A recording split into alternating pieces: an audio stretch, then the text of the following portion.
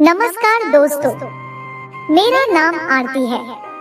मैं 32 साल की विवाहित महिला हूँ और मैं दिल्ली में अपने पति रोशन के साथ रहती हूँ। मेरे पति रेलवे में गुड्स गार्ड की नौकरी करते हैं और हम दोनों की लव मैरिज हुई है। रोशन और मैं कॉलेज के दिनों से ही एक दूसरे से बहुत प्यार करते थे और शादी करना चाहते थे, लेकिन रोशन के पास कोई नौकरी नहीं थी। एक दिन बुरी खबर के साथ अच्छी खबर भी आई। असल में बुरी खबर यह थी कि रोशन के पिता गुजर गए थे, जो कि रेलवे में नौकरी करते थे, और उनके गुजरने के बाद वो नौकरी रोशन को मिली क्योंकि उनके बड़े भाई मेरे जेठ जी ज्यादा पढ़े लिखे नहीं थे। तो रोशन के पिता के गुजरने के 1 साल बाद हम दोनों शादी के पवित्र बंधन में बंध गए। उसके बाद से हम शहर में रहने लगे और फिर रोशन मुझे जो बहुत देखभाल करता था, मैं बता नहीं सकती। दिन हो या फिर रात, रोशन हर वक्त मूड में रहता था और एक बार रोशन मूड में आ जाता था तो मुझे भी परेशान में आने में देर नहीं लगती थी। रोशन ने मुझे 2 साल खूब अच्छा से रखा था और मुझे कोई तकलीफ नहीं होने देता। मेरी फिगर की साइज शादी से पहले जैसे थी उससे कहीं ज्यादा बढ़ गई थी और साथ ही मेरी प्यास भी बढ़ गई थी। लेकिन अब समय के साथ रोशन ठंडा पड़ने लगा था और उसके पीछे की वजह यह थी कि उसका बॉडी पतला हो जाता था। अपने मन को मानने को फिर मैं अपनी दिमाग की मदद से पूरी किया करती थी।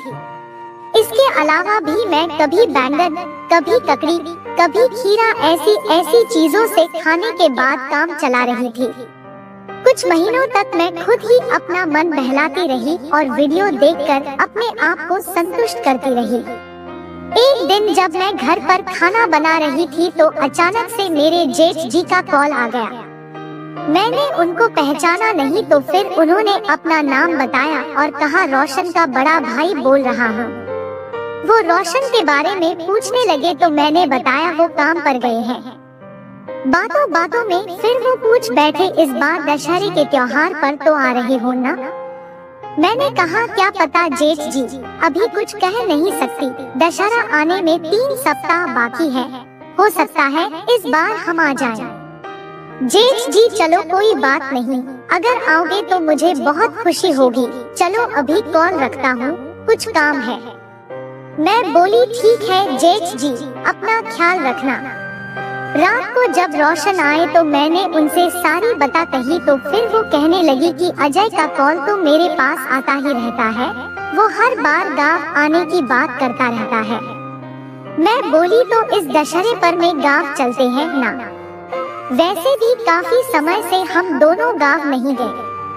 रोशन, अरे यार, अब तुम जानती ही हो रेलवे की नौकरी में छुट्टी कम मिलती है। मैं तो एक काम करो, उन्हें कानपुर से दिल्ली कुछ दिनों के लिए बुला लो, कम से कम कुछ दिन साथ तो रहेंगे। रोशन, हाँ तुम ठीक कहती हो, मैं कल ही भैया से बात करता हूँ। रोशन ने अगले दिन जेठ जी से बात करने के बाद मुझे कॉल करके बताया कि जेठ जी 3 दिन बाद हमारे घर आ रहे हैं और मुझे उनके लिए एक बंद पड़े कमरे को साफ करने के लिए कह दिया। मैंने जेठ जी के लिए कमरा साफ कर दिया, फिर वो आ गए। मैंने पैर छूकर उनका आशीर्वाद लिया, फिर उनसे चाय पानी का पूछा। दोस्तों, मैं आपको बता दूं कि मेरे जेठ जी की शादी हो चुकी थी, लेकिन बहुत पहले उनकी बीवी किसी दूसरे मर्द के साथ रहने लगी थी। उसके बाद उन्होंने दूसरी शादी नहीं की।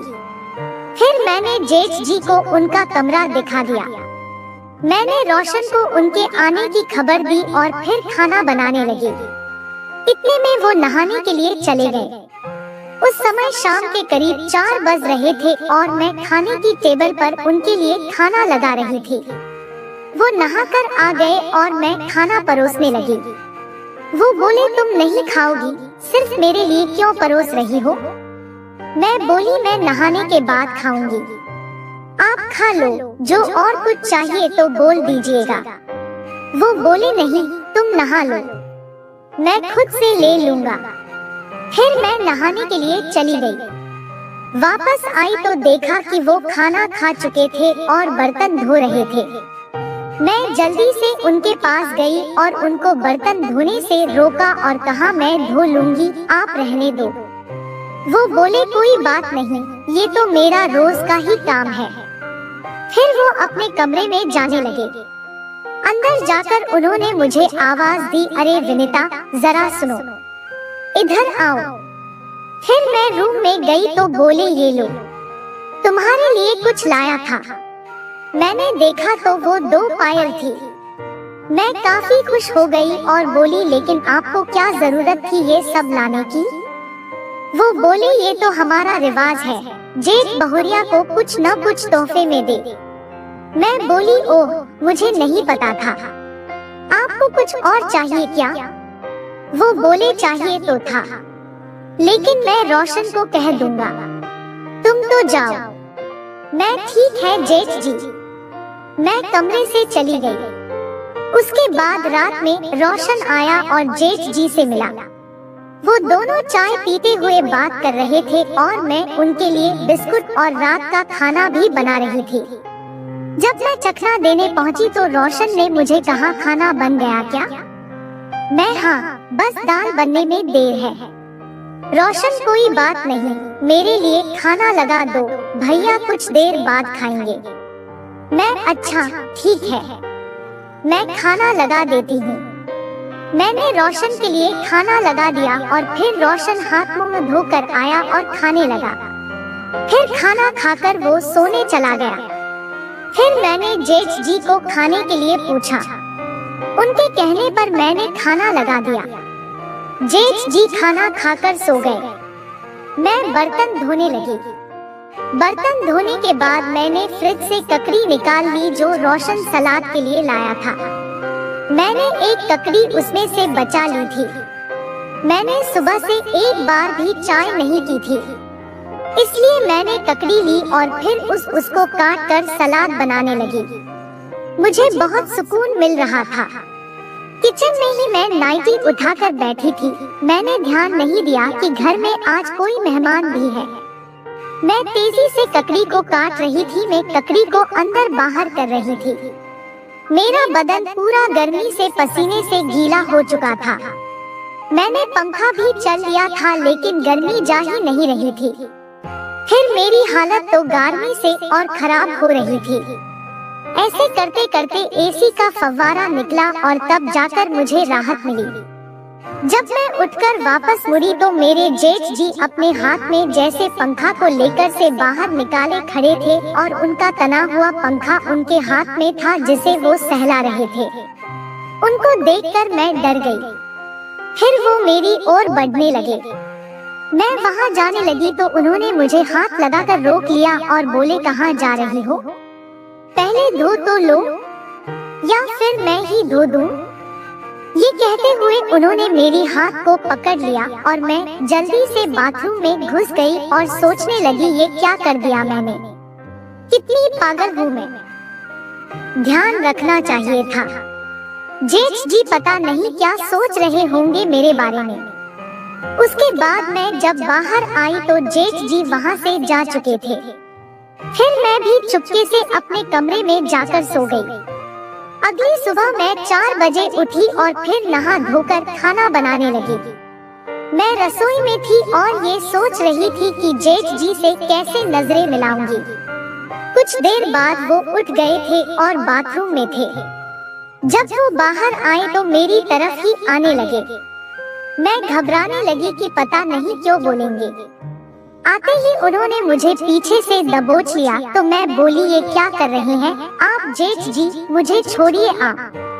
मेरे कान में फुसफुसाते हुए वो अपनी ठरकी आवाज में बोले तुम्हें चाहिए है ना, तो मैं हूँ ना, तुम्हें मजा देने के लिए।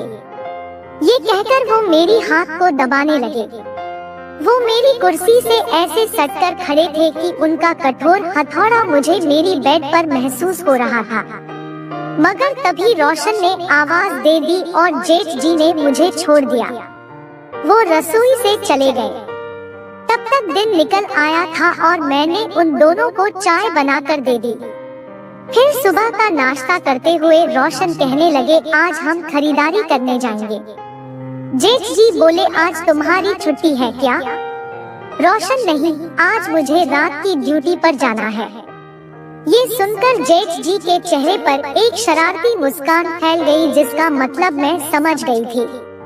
फिर सबने नाश्ता खत्म किया और हम लोग खरीदारी करने के लिए निकल गए। वहाँ पर लगभग आधा दिन लग गया और हम लोग दोपहर को वापस आए। आने के बाद मैंने थकी हालत में ही दोपहर का खाना बनाया और फिर सब खाना खाकर आराम करने लगे। 2 से 3 घंटे की नींद निकली, तब तक शाम के 5 बज चुके थे।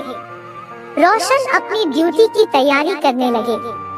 उसके बाद जेठ जी नहाने के लिए चले गए। जब वो नहाकर निकले तो उन्होंने सफेद धोती लपेट रखी थी, जो कि काफी पतली थी। 6 बजे वो ड्यूटी के लिए निकल गए। बदन गीला होने की वजह से जांघों से धोती चपक गई थी और उस झीनी सी धोती में जेठ जी का काला मोटा छोलनी लटकता हुआ मुझे नजर आ रहा था। वो काफी देर तक मेरे सामने धोती में यहाँ से वहाँ घूमते रहे और उनका मन मेरे सामने झूलता हुआ दिखता रहा। फिर उन्होंने बनियान के ऊपर कुर्ता भी पहन लिया। मैंने उनके लिए खाना लगा दिया। वो बेड पर बैठकर खाना खाने लगे। जब मैं उनके लिए रसोई से गर्म रोटियां ला रही थी तो मैंने देखा कि उनकी धोती जांघ पर से हटी हुई थी और थाली के पीछे उनका खान रखा हुआ था। और फिर हम लोग ने खाना खाया और सो गए।